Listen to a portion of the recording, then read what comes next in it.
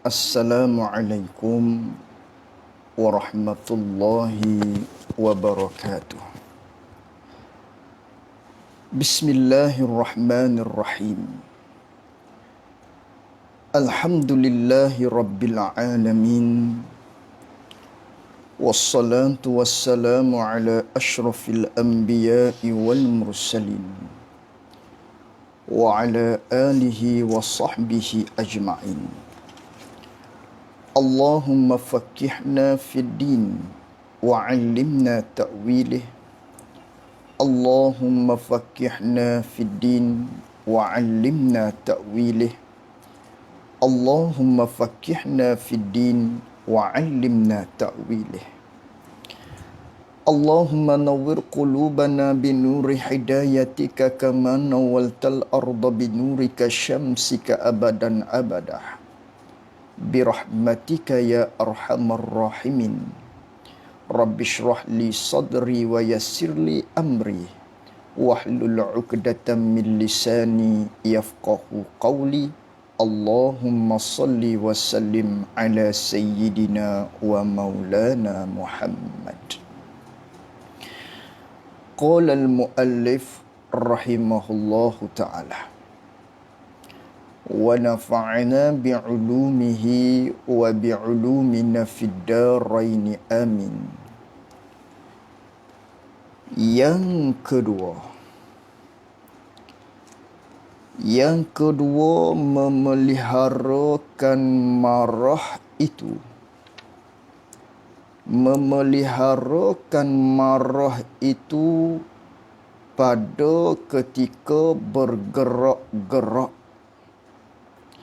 Pelihara marah pada ketika bergerak-bergerak ni dengan menahan seseorang akan barang yang di dalam hati.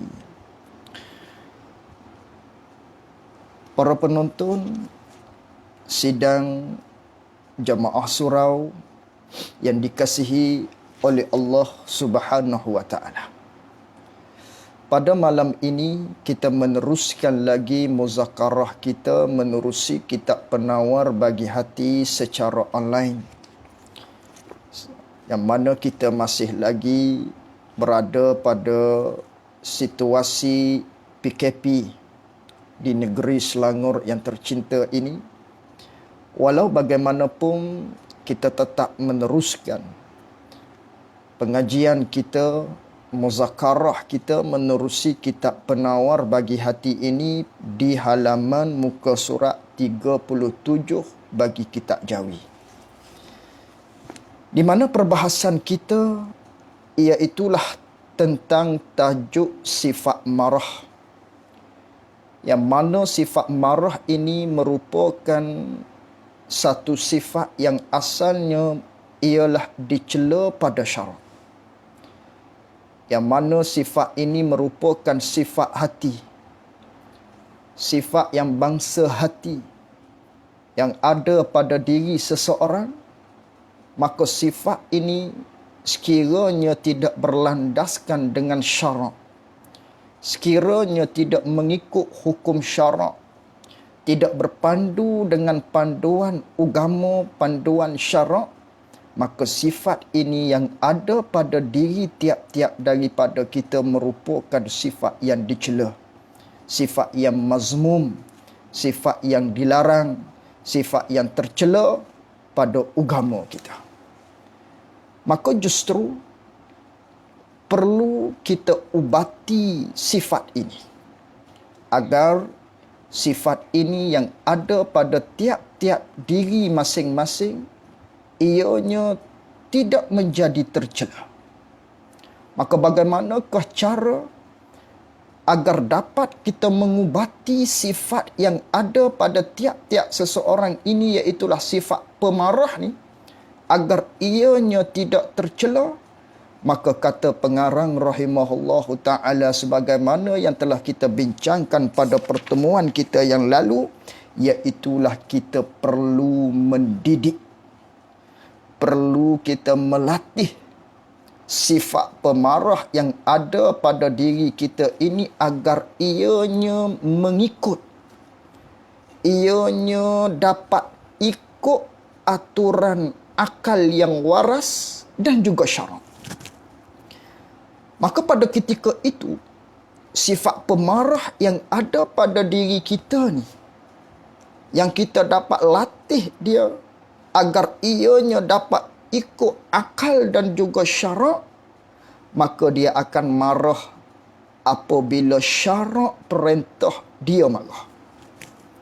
Dan dia tidak akan marah pada mana ketika mana syarak melarang ianya marah. Maka bila seseorang marah pada tempatnya, marah pada situasi yang agama suruh kita marah, dan kita tak marah pada tempat yang agama kita tak suruh perintah kita marah, maka pada ketika ini sifat marah yang ada pada diri kita itu adalah sifat yang dipuji. Kerana sifat marah perlu ada pada tiap-tiap orang. Perlu ada pada tiap-tiap daripada kita sifat pemarah ini. Kerana ada pada tempat-tempat yang perlu kita gunakan sifat marah ini dan kita kena marah. Mana tempat yang perintah agama suruh kita marah? Di antaranya tak kala agama itu dicaci, dikhianati, dimaki, dihina oleh mereka-mereka daripada kalangan orang yang kafir. Maka ketika itu, orang yang beriman kepada Allah, kita selaku orang Islam, perlu bangkit, perlu menyuarakan, perlu ada sifat marah daripada kerana mereka menghina agama yang suci ini. Maka perlu kepada marah. Begitu juga ketika mana kita melihat kemungkaran, umpamanya anak kita, isteri kita yang melakukan perkara maksiat, maka perlu kita tegur. Maka pada ketika itu perlu marah. Perlu adanya sifat marah. Jangan kita biarkan anak isteri kita bergelumang di dalam maksiat. Dan pada ketika itu, pada saat itu, inilah yang dikatakan tempat-tempat yang syarak suruh kita marah. Adapun tempat yang agama tak suruh kita marah, jangan sesekali kita marah. Maka kerana itu, kita perlu melatih sifat pemarah yang ada pada diri kita ini agar ia dapat mengikut akal yang waras, dapat dia mengikut syarak aturan agama kita. Jangan dikuasai sifat pemarah itu oleh nafsu yang ada pada diri kita, bahkan mengikut bisikan-bisikan syaitan. Maka inilah langkah yang pertama yang wajib ke atas kita, yang mesti ke atas kita, yang merupakan cara untuk kita mengubati sifat pemarah yang ada pada diri kita agar ianya tidak terjerumus kepada perkara-perkara yang dilarang oleh Allah Subhanahu wa taala. Maka itu yang pertama yang telah kita bincangkan pada pertemuan kita yang lepas. Jadi pada malam ini, kata pengarang rahimahullahu ta'ala wa nafa'na bi'ulumihi wa bi'ulumina fid darain amin. Kata pengarang yang kedua. Yang kedua iaitulah ubat yang kedua. Seolah-olah begitulah. Yang mana pada perbincangan kita yang lalu, maknanya yang pertama perlu kita lazimkan, kita melatih sifat pemarah kita mengikut akal dan juga syarak. Itu yang pertama cara untuk kita mengubati sifat marah agar ianya adalah menjadi sifat yang dipuji. Maka yang kedua, kata pengarang rahimahullahu ta'ala wa nafa'ana bi'ulumihi fid darain amin, yang keduanya ialah memeliharakan marah. Ini ubat dia. Ubat yang kedua. Ubat yang kedua iaitulah kita mesti melazimkan pada diri kita memeliharakan marah itu, peliharakan marah ni, sifat pemarah ni bila? Pada ketika bergerak-gerak, yakni pada ketika datangnya nak marah. Kita kena pelihara sifat pemarah ni manakala datangnya nak marah. Pelihara tu macam mana pelihara ni? Dengan menahannya, menahan seseorang, menahan akan barang yang di dalam hati. Yakni dengan bahawa bila datangnya marah, bila marah tu mari. Ada orang cerca kita umpamanya ikutlah. Mari sifat marah tu. Datang sifat marah tu di hati kita. Datang sifat marah tu. Maka pada ketika itu, cara yang kedua yang perlu kita ubati, iaitulah kita tahan di dalam hati kita. Perlu kita tahan sifat marah tersebut di dalam hati. Jangan kita luahkan dengan kemarahan tadi pada zahir. Sekiranya kita luahkan, maka akan jadi maki hamung orang yang tersebut. Kita akan boleh jadi pukul dia. Boleh jadi juga simpan dendam di dalam hati dan sebagainya. Tak. Hak ni jangan kita zahirkan. Ubat yang kedua, agar marah ini tidak menguasai diri kita, perlu kita simpan marah ini di dalam hati. Maka nak simpan macam mana sifat marah ni dalam hati? Dan menulung atas menahan marah ni di dalam hati ni, yang mana ubat yang kedua kena tahan dalam hati, maka nak menulung agar marah tu dapat kita simpan dalam hati, kata pengarang rahimahullahu ta'ala, dan menulung atas menahan marah tadi tu di dalam hati kita tu lah, oleh pengetahuan dan pekerjaan. Iaitulah dengan amal. Pengetahuan itu amal, dan pekerjaan itu yang dikatakan dengan amal. Nak tahan marah dalam hati kita, dengan caranya kita kena berilmu, dan yang keduanya kita kena amal dia. Baru boleh kita tahan dalam hati. Maka bagaimanakah dengan ilmu? Kita nak tahan ni, maka perlu kepada ilmu. Ramuan dia perlu kepada ilmu, ramuan dia perlu kepada amal. Maka ilmu macam manakah? Ilmu yang perlu kita tahu agar bisa kita memeliharakan marah kita ini pada ketika bergelonjaknya marah di dalam hati kita ini, agar dia dapat tahan, dia tak meluahkan pada zahirnya. Sekiranya menyuluahkan pada zahir, maka pada ketika itu kita marah bukan pada tempatnya. Kita marah pada bukan tempatnya. Maka perlu kita simpan. Kena simpan dalam hati kita ni. Jangan kita luahkan marah kita dengan zahir kita pada tempat yang bukan syarak suruh kita marah. Jangan. Maka perlu kita tahan dalam hati kita. Simpan dalam hati kita. Maka nak simpan dalam hati, perlu diramu dengan ilmu, perlu diramu dengan amal. Tanpa ilmu, tanpa amal, tak boleh kita nak tahan marah di dalam hati kita. Maka macam mana tu? Dikatakan perlu kepada ilmu agar dapat kita pelihara marah kita ini. Mana kalau kita datangnya marah, jangan naknya simpan dalam hati, jangan keluarkan dia. Maka perlu pada ilmu. Maka ilmunya dengan cara ni. Adapun pengetahuan. Dia nak beritahu kepada kita, nak menyatakan kepada kita, nak menerangkan kepada kita, perlu diramu dengan ilmu dan amal tadi. Maka ilmu terlebih dahulu. Adapun pengetahuan, yakni adapun dengan ilmu.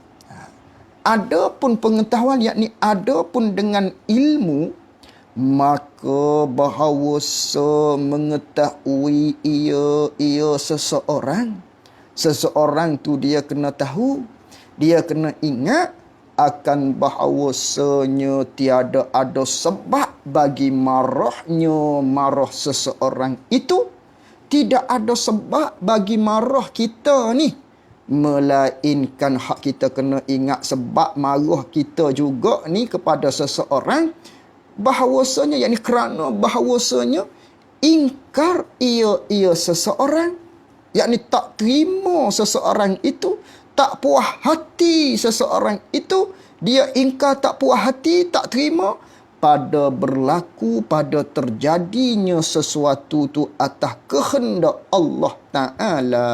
Tiadalah berlaku sesuatu ni atas kehendak diri bagi seseorang.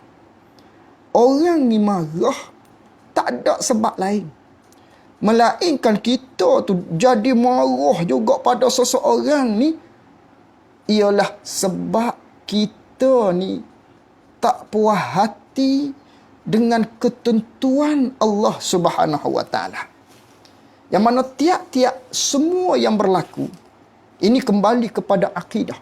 Ini cara untuk kita, maknanya motivasi diri kita agar kita dapat tahan marah kita ini di dalam hati, supaya dia tidak terkeluar.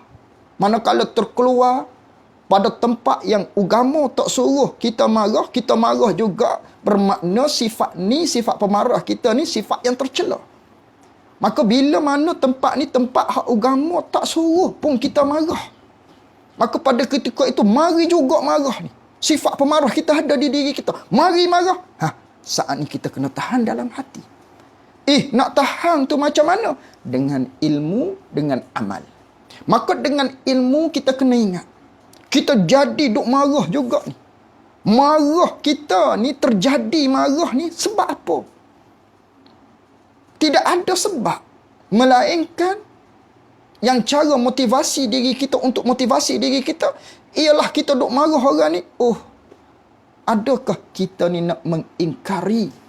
Adakah kita ni tak puas hati dengan apa yang ditentukan oleh Allah Subhanahu wa taala? Ini kembali kepada pegangan, kembali kepada asal akidah kita, tunjang akidah kita, iaitulah semua yang berlaku ini adalah ketetapan Allah Subhanahu wa taala, sama ada perkara itu daripada perkara yang baik maupun perkara yang jahat. Semuanya telah ditentukan oleh Allah Subhanahu wa taala, yang merupakan keimanan kita, rukun iman, iaitulah beriman kepada qada dan qadar Allah, sama ada yang baik ataupun yang buruk, semuanya berlaku atas kehendak Allah Subhanahu wa taala. Tidak ada satu perkara pun yang berlaku di atas muka bumi ini melainkan semuanya adalah kehendak Allah Subhanahu wa taala. Yang mana Nabi sallallahu alaihi wasallam bersabda, "Masya Allahu kana wa man lam yasha lam yakun." Barang yang Allah Ta'ala kehendaki ada, maka akan jadi ada. Perkara yang Allah Ta'ala kehendaki takkan jadi ada, maka tidak akan ada, tidak akan berlaku. Maka semua yang berlaku, semua yang terjadi adalah atas kehendak Allah Subhanahu wa taala. Tidak ada satu perkara yang terjadi bukan atas kehendak Allah Subhanahu wa taala. Sama ada perkara itu perkara yang baik ataupun perkara itu perkara yang tidak baik, yang jahat. Qul lan yusibana illa ma kataballahu lana. Allah Ta'ala berfirman di dalam Al-Quran, katakanlah ya Muhammad, ya Rasulullah, kata olehmu, tidak menimpa di seseorang itu akan musibah, tidak berlaku musibah di seseorang tersebut, umpamanya ikutlah bencana ke, kemalangan, kecederaan dan lain-lain pada diri seseorang itu, melainkan benda itu ialah perkara yang telah ditetapkan oleh Allah Subhanahu wa taala bagi kita. Allah Ta'ala tetap belaka dah. Maka orang duk menzalimi kita, kita nak marah dia, benda ni Allah Ta'ala maknanya telah tetapkan ke atas kita berlaku begitu. Maka pada ketika itu, bila kita memotivasikan diri kita, kita dapat motivasi diri kita, ingat dengan cara demikian, semua yang berlaku ni kehendak Allah Ta'ala, bukan kehendak kita. Bukan kehendak kita boleh buat begini. Tidak. Semua yang berlaku adalah kehendak Allah Ta'ala. Maka berlaku di kita bagian kecelakaan. Berlaku di kita orang caci maki kita. Ini adalah kehendak Allah Subhanahu Wa Ta'ala. Maka bila kita motivasi begitu dalam diri kita, maka kita dapat menahan marah tersebut di dalam hati kita tadi. Dapat kita kawali marah tadi tu agar ianya tidak terzahir dengan perkara-perkara yang bawa kepada kita kebinasaan seperti memukul, mencaci dan sebagainya. Itu yang pertama. Perlu kepada ilmu untuk kita motivasi diri kita. Yang pertama. Dan ini ini mengingkari ataupun tak puas hati dengan ketentuan Allah Ta'ala ni. Ialah sehabis-habis jahil. Inilah paling teruk sekali kejahilan kita. Semua yang berlaku adalah ketentuan Allah Subhanahu Wa Ta'ala. Dan Allah Ta'ala tetap dah azali lagi akan berlaku, maka berlakulah. Dia akan berlakulah. Tiba-tiba kita duk marah. Maknanya untuk motivasi diri kita tadi, semua ni telah ditetapkan oleh Allah Ta'ala. Maka kalau kita tahu dah Allah yang menetapkan segala-galanya, ini adalah berlaku atas kehendak Allah, tiba-tiba kita tak puas hati, maka ini seteruk-teruk kejahilan. Ini cara untuk kita motivasi. Untuk kita tanamkan dalam hati kita, kita ingat agar dapat kita membentengi marah kita tadi supaya ianya tidak terjadi perkara kebinasaan, supaya ianya tidak tercela. Itu ramuan yang pertama dengan ilmu. Itu cara yang pertama. Kena ingat begitu. Motivasi diri kita dengan cara yang tersebut. Itu yang pertama. Lagi. Dan lagi mengetahui ia seseorang. Dan laginya, ilmu ni, bahagian ilmu perlu kita kena ingat dalam hati kita supaya motivasi diri kita dapat tahan marah dalam hati ni. Dan lagi mengetahui ia seseorang, dia kena ingat, dia kena tahu, dia kena ingat begini, bahawasanya marah Allah Ta'ala ni lebih besar daripada marah seseorang tadi. Yakni kita kena motivasi diri kita bahawasanya kita duk marah seseorang ni yang bukan pada tempat Allah Ta'ala perintah suruh kita marah ni. Kita duk marah juga. Sedangkan tempat ni, situasi ni Allah tak suruh kita marah. Maka kita marah juga.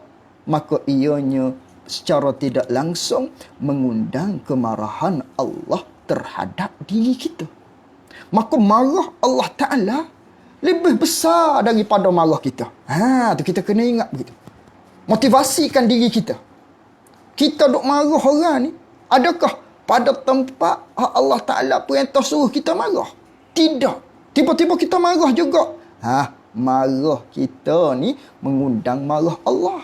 Allah marah kita pula kerana kita duk marah pada tempat hak syarak tak suruh marah. Maka marah Allah lebih besar daripada marah kita. Marah Allah Ta'ala membawa kepada kita ke neraka dia. Dapat kita tu dosa. Dapat kita itu balasan di akhirat dengan neraka. Adakah padan? Adakah cukup untuk memuaskan nafsu kita? Kita duk marah orang tadi pada tempat yang bukan Allah Ta'ala perintah suruh kita marah. Tak padan. Kena ingat gitu. Motivasi diri kita. Marah Allah lebih besar daripada marah kita. Satu. Dua. Dan limpah kurnia Allah Ta'ala pula lebih besar. Limpah kurnia pemberian kasih sayang Allah Ta'ala ni lebih besar. Kata lebih besar kurniaan Allah Ta'ala ni, beberapa kali menderhaka ia seseorang akan Tuhannya, Tuhan bagi seseorang, maka tiada marah Allah Ta'ala akan seseorang. Umpamanya si Zaid ni, si Abu ni, dia menzalimi diri kita umpamanya, maka dia buat derhaka kepada Allah. Dia duk maki kita. Dia derhaka kepada Allah secara tidak langsung. Maka derhaka dia kepada Allah Subhanahu wa taala, adakah Allah Taala menghukum dia secara langsung? Adakah Allah Taala marah dia secara langsung? Dengan bahawanya ditimpa ke atasnya kecelakaan langsung selalu dah. Jadi renyuk mulut dia. Jadi mulut jadi ikutlah. Jadi macam mana maknanya? Berlaku bala ke atasnya umpamanya dengan sebab dia derhaka pada Allah. Tidak berlaku demikian. Ini kerana apa? Kerana karuniaan Allah Subhanahu wa taala. Kasih sayang Allah, limpah kurnianya Allah Subhanahu wa taala betapa besarnya. Walaupun orang tu derhaka kepada dia, tetap Allah Taala tidak membalas selalu atas dunia ni cash kepada diri seseorang dengan ditimpa bala dan sebagainya. Dengan balasan di atas dunia. Tidak. Lalu tu, dia buat salah pada kita. Allah maafkan dia. Allah Ta'ala tidak beri azab selalu ke atas dia. Allah Ta'ala tak marah selalu atas dia. Tiba-tiba kita pergi marah dia. Adakah kalau kira-kiranya tidakkah kita rasa malu dengan Allah Subhanahu wa taala? Ini kita nasihat diri kita. Motivasi diri kita. Maknanya kita adukan Allah, limpah kurnia Allah Ta'ala tu besar, hingga orang derhaka pada dia pun Allah Ta'ala tak marah selalu. Apatah lagi kita, hamba dia yang Allah Ta'ala perintah kita supaya sabar. Maka orang buat salah dengan kita, jangan langsung kita marah dia, kita hukum dia, kita pergi marah dia, kita pergi pukul dia dan sebagainya, yang akibat daripada marah tadi. Sedangkan Allah Ta'ala kurnianya besar, maka kita pun maknanya sewajarnya jangan mengambil tugas Allah Ta'ala untuk balas tadi. Biarkan saja, simpan di dalam hati kita. Itu cara ilmu untuk kita motivasi diri kita. Yang pertama, semua berlaku ialah segala-galanya kehendak Allah, sama ada baik atau buruk. Maka bila begitu terjadi di diri kita, kita kena ingat semuanya kehendak Allah Ta'ala. Maka simpan marah tu. Secara tidak langsung dengan motivasi tersebut, kita dapat menyimpan marah tersebut di dalam hati kita. Yang kedua, kata pengarang kita, maknanya marah Allah lebih besar daripada marah kita. Kita duk marah orang tadi tu, maknanya duk marah pada tempat yang bukan tempat Allah Ta'ala syarat suruh marah, kita pergi marah, mengundang marah Allah. Maka marah Allah lebih besar daripada marah kita. Iaitulah dengan bahawanya mendapat balasan dosa kita apabila mengundang marah Allah kepada kita. Maka kita duk marah orang tak padan. Dan kurnia Allah Ta'ala tu besar. Betapa ramai orang yang derhaka pada Allah. Banyak kali derhaka pada Allah. Tapi Allah Ta'ala tak balas lalu. Maka kita tak rasa malu ke? Nak balas orang dengan kemarahan kita tadi? Simpan marah kita tadi tu di dalam hati kita. Itu cara dengan ilmu. Lagi. Dan hendaklah engkau ingat cara yang seterusnya. Iaitulah ilmu tu. Perlu kita motivasi diri kita. Dan hendaklah engkau ingat cara yang seterusnya untuk motivasi diri kita ni agar kita tak lekah marah. Agar kita ni tak marah pada tempat yang bukan Allah Ta'ala suruh marah. Cara yang ketiganya, dan hendaklah engkau ni. Kita kena ingat akan bahawasanya engkaumu ni, kita ni lebih wajib, lebih mesti mengikut perintah Tuhan daripada yang engkau marahi itu. Yang engkau marah ni mengikut perintah engkau. Kena kita ingat dalam hati kita bahawasanya kita mesti ikut perintah Allah. Tempat ni kalau kita marah, adakah tempat hak syarak suruh marah? Tak suruh marah. Wajib mesti atas kita untuk ikut perintah Allah. Allah tak perintah suruh kita marah di sini.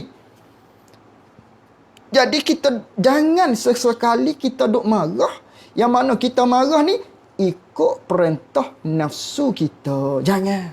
Kena kita ikut perintah Allah. Hak ni menjadi kewajipan kepada kita. Menjadi kemestian ke atas kita. Ikut perintah Allah.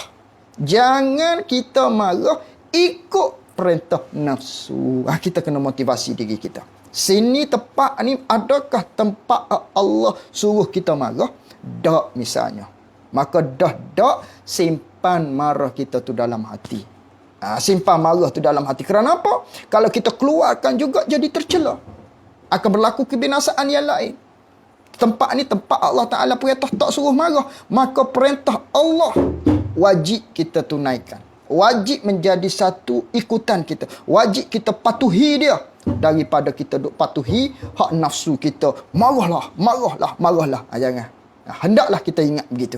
Mesti kita patuhi perintah Allah, di mana tempat ini bukan tempat yang Allah perintah suruh kita marah. Jangan kita duk marah orang, iaitulah marah kita tu mengikut perintah hawa nafsu diri kita itu. Inilah di antara cara untuk kita memotivasikan diri kita ini dengan ilmu, supaya dapat kita menahan marah ini di dalam hati, yang mana sekiranya kita marah pada tempat yang bukan Allah Ta'ala perintah suruh marah, ketika itu ianya tercela. Itulah ramuannya yang pertama dengan ilmu. Adapun dengan amal pula, kita akan bincangkan, kita akan bermuzakarah pada pertemuan kita yang akan datang. Wallahu a'lam. Adapun pekerjaan, iaitulah amal, bahawa berkata ia a'udzubillahi minasyaitanirrajim. Wallahu a'lam wa ilmuhu atam. Jazakumullahu khairan jazaa. Assalamualaikum warahmatullahi wabarakatuh.